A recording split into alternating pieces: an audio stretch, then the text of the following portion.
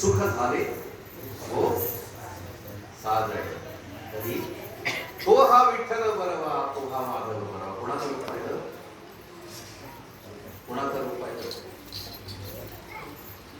कोणाचं रूप पाहिलं? मावशी, रूप पाहता लोचनी कुणाचं रूप पाहिलं? त्या पांडुरंगाचं रूप, त्या विठ्ठलाचं रूप आहे. आणि ते विठ्ठलाचं रूप पाहिल्यानंतर सुख झाले व साजणी, सुख झालं मला. आज योगायोग बघा, विठ्ठल रखुमाईचं मंदिर आहे. या विठ्ठलाच्या मंदिरात, विठ्ठल रखुमाईच्या मंदिरात आज कीर्तन आहे. आणि प्रश्न आहे का, हे कीर्तन जे आहे ना, ते प्रश्नोत्तरांचं कीर्तन आहे. नाहीतर बुवा येतात, कीर्तन करतात, नाचतात, हात तुले घालतात, सत्कार होतो, बुवा निघून जातात, आहे तिथं गाडी पुढे जातात. कोल्हापूर शहर खूप मोठं आहे. आणि कोल्हापूर कशासाठी प्रसिद्ध आहे? दोन गोष्टींसाठी प्रसिद्ध आहे. एक महालक्ष्मीचं मंदिर आणि दुसरा रंकाळा तलाव. बरोबर आहे. माझं गाव मिरज आहे, मी मिरजेच आहे. त्यामुळं आपल्या गावाबद्दल आकर्षण आहे. भले आता पुण्यात असेल, पण गाव जे आहे त्याचं आकर्षण वेगळं असतं. आम्ही लहानपणी कथा ऐकतो, गोष्ट ऐकतो.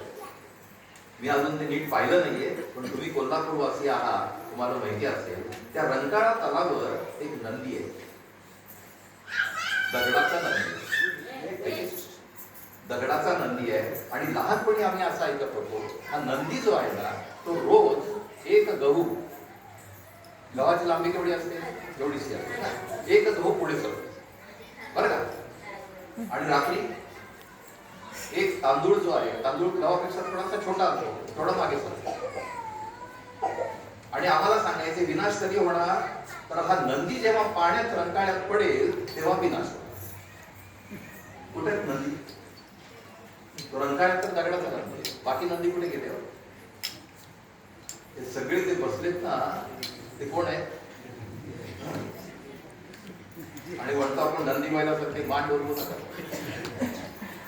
हे नंदी जे आहेत ते सगळे बसलेले आहेत. पंढरपूर, वारकरी, भजन, कीर्तन, हरिपाठ, काकड आरती. नंदी एक गहू पुढे. रात्री पाटील दोन आहेत, एक स्वप्नील पाटील, अभिजित पाटील, आणि अजून एक रात्री त्यांचं नाव घेत नाही, सगळ्यांना माहिती, डान्स, ते पण पाटील. तर त्यावेळेला एक तांदूळ मागे, गहू पुढे सरकला, एक तांदूळ मागे सरकला. नंदी पडणार कधी? रंकाळ्यात. मग आता विनाश होईल की नाही? हा नंदी बघता बघता बघता शेवटी देव काय म्हणतो माहितीये? परमात्मा म्हणतो, हे नंदी काही बिघडत नाही, बिघडत चाललेलं आहे, मानगुडीला धरतो टाकतो. आता ती वेळ आहे. पण आपल्याला नंदी बैलासारखी मान डोलवायची कुणाला? परमात्मा जे सांगतो त्याच्यासाठी मान डोलवायची. मान दोन दृष्टीने डोलत आहे, एक होय आणि एक बरोबर आहे. तंबाखू खाता का? भजनाला येता का?